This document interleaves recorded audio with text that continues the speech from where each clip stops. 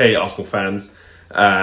This is kind of specifically for those people on Arsenal Twitter who have disgustingly, in my opinion, come out and tried to point the finger and blame or point blame at Sambi's performance. He's catching a lot of blame for these two goals that were scored while he was on the field. And, it's nonsense. It's an absolute nonsense. It's rubbish. If I don't understand why we need to look to use Sambi to further this agenda about transfer window and needed to sign a central midfield player. We didn't need to sign a central midfield player. Stop kidding yourself. We have an abundance of players that can play in that position. We've already got 3 players that can play specifically as DMs. So, and if you include Xhaka in that, that's 4. So how deep are we supposed to be? Okay, this idea that Sambi is to blame for these goals and should never have been able to play there is quite frankly ludicrous. I'm going to break down these goals. I'm going to look at them tactically. I'm going to show you how disciplined Sambi was in terms of the game plan, in terms of the way Arsenal play, in terms of the principles of play that Arsenal use in their JDP system. Okay, let's get into it because I've had enough. Let's get into it.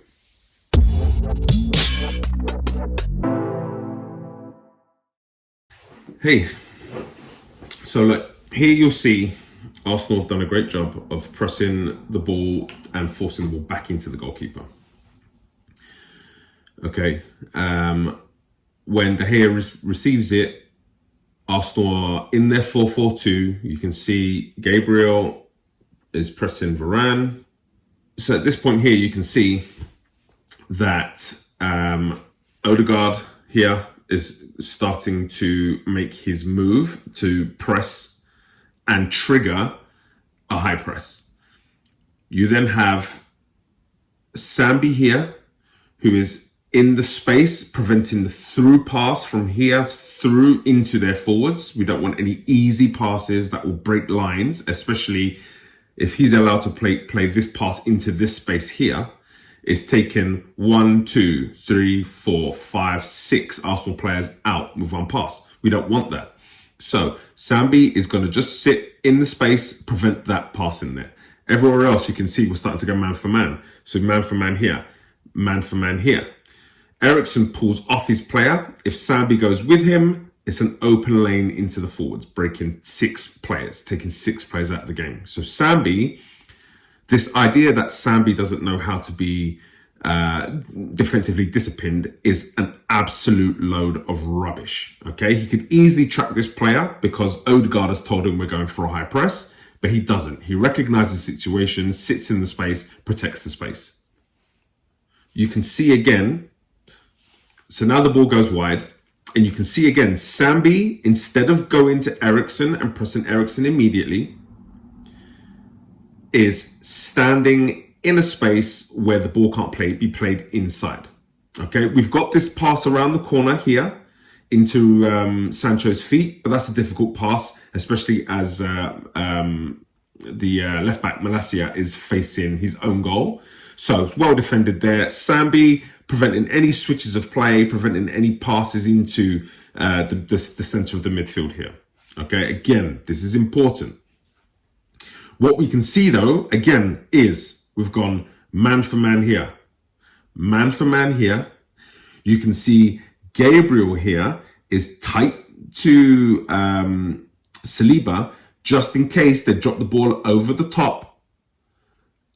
Then Gabriel becomes the cover player as Saliba is the first defender going to be chasing Rashford in behind.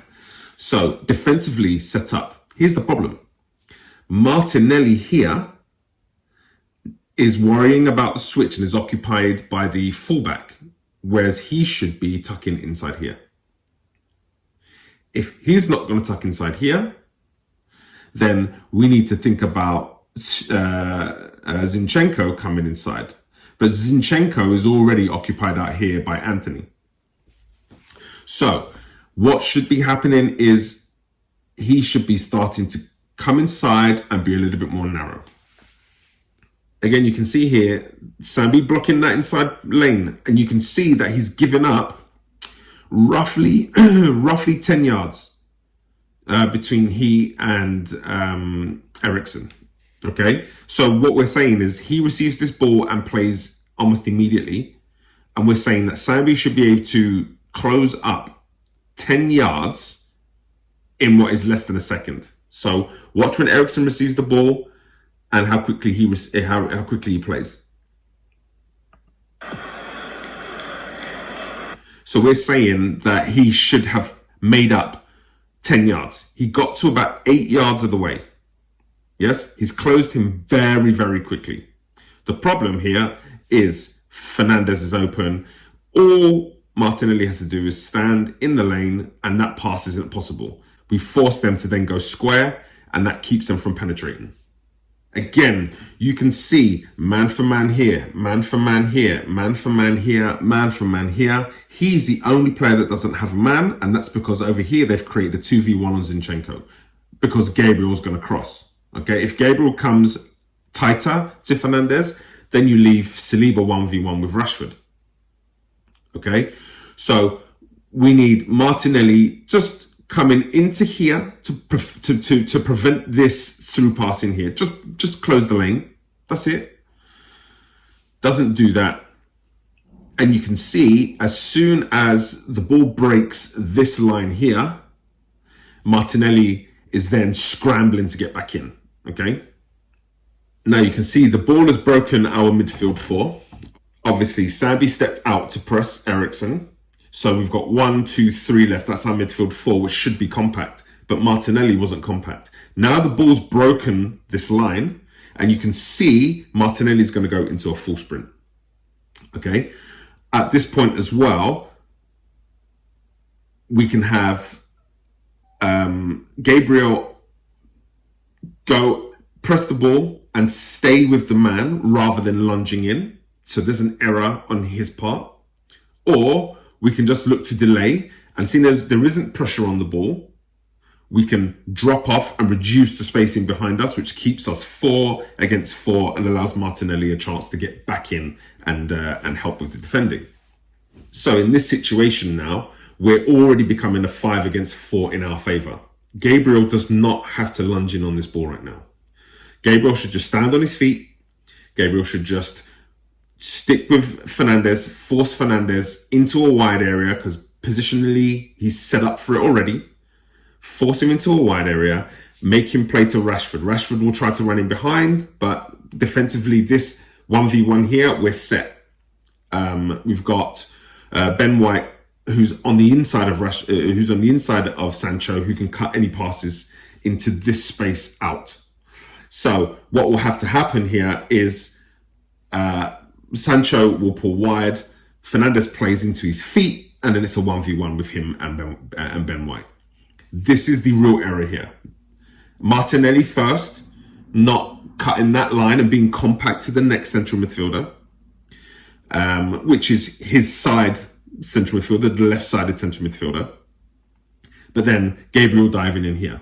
At this point, we are in a lot of trouble because Rashford has pulled off the back of Saliba. Zinchenko isn't across enough to prevent that ball into Rashford and force a ball wide into Antony. Now in this situation, the 2v1, you can see that Zinchenko is going to do his best. You can see he's stopping his movement already. He's going to be trying to do his best to see if he can just cut the line of pass to Antony here. And if he can step and force and cut this line of pass, he's going to force the ball to have to go in behind where the keeper can make a play on it. So Zinchenko out here is actually doing a good job. Unfortunately, the ball goes through Zinchenko's legs. And at that point, it's a 1v1. And, you know, we're hoping the keeper can come out on top, but he doesn't. So in this whole thing, and we'll go back. So in this whole thing, Sambi is actually doing his job very well. He's screening what's going on around him. He's reacting. You look at the 4 reference points of the game. He's reacting to the ball. He's reacting to where the spaces are. He's reacting to his teammates and his teammates' movements, and he's reacting to opposition movements.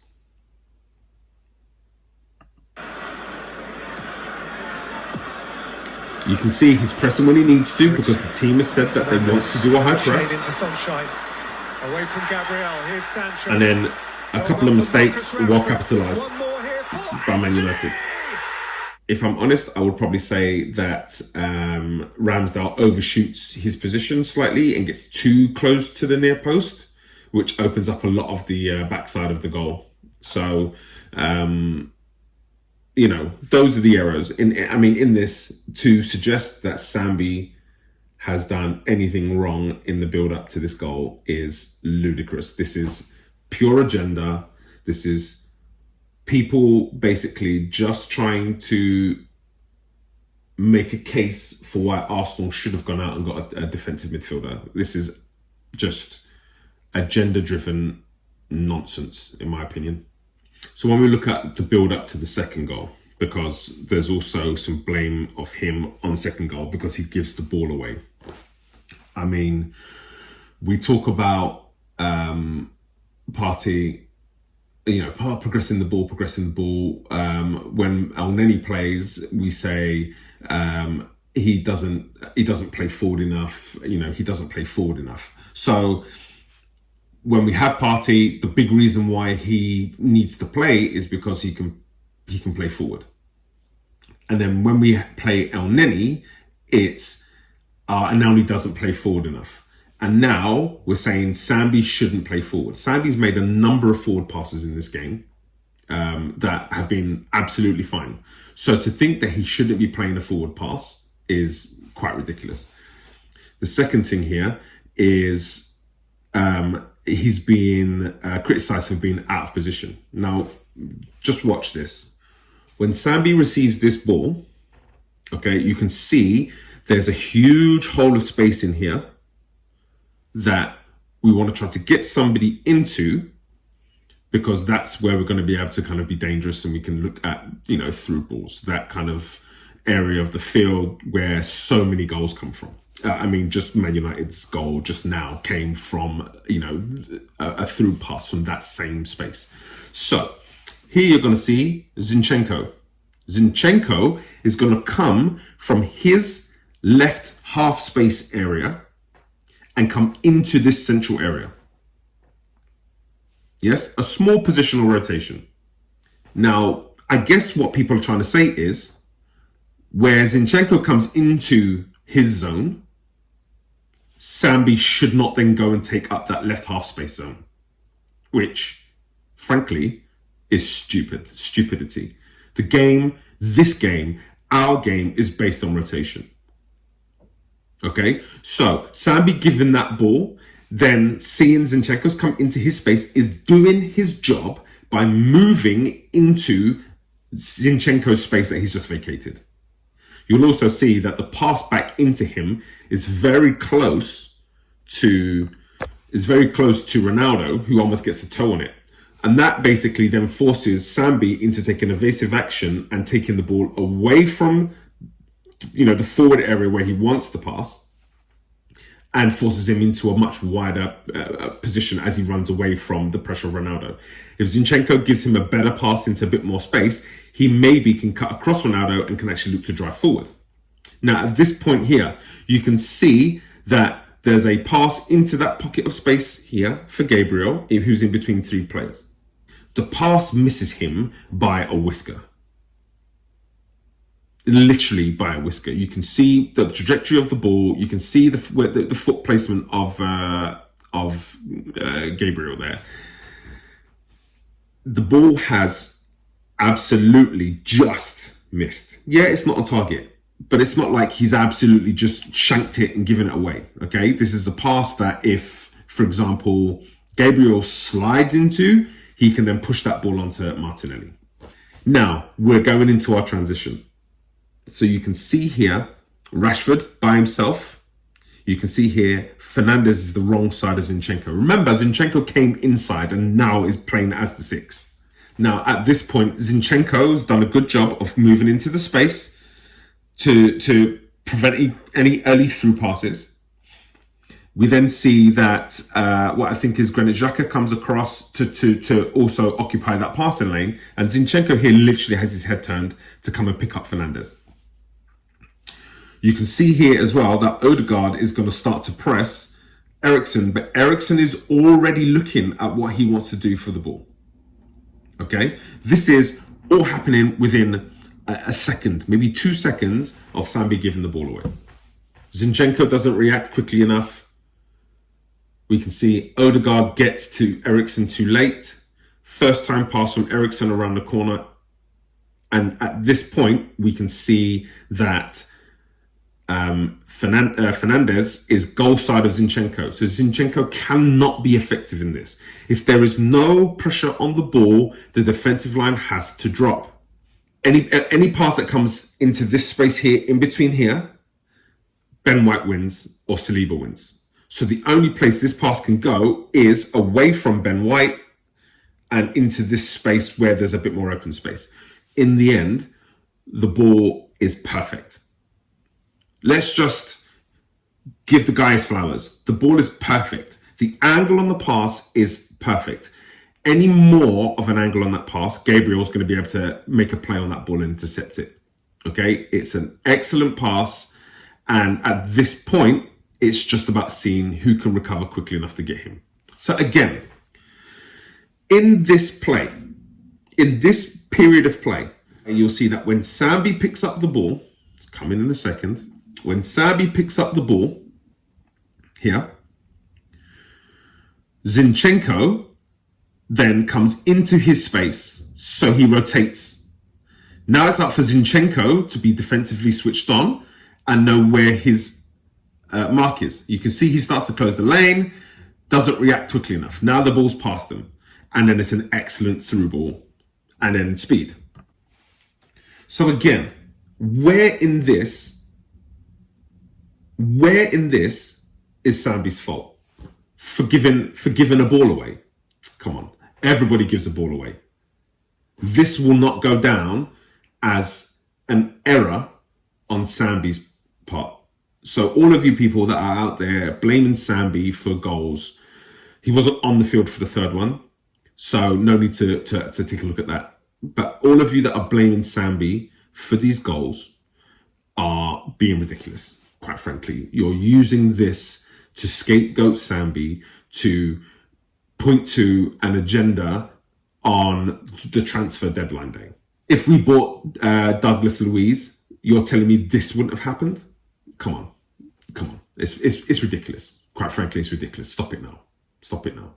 Thank you so much for taking the time to watch my video. Please like and share. If you haven't already, make sure you hit that subscribe button. There's more coming, lots more videos coming. I've also got the podcast, which is going out weekly at the moment. So please subscribe, and don't forget to click that bell so you get notifications about when new videos pop up. All that is left to say, come on, you Gunners!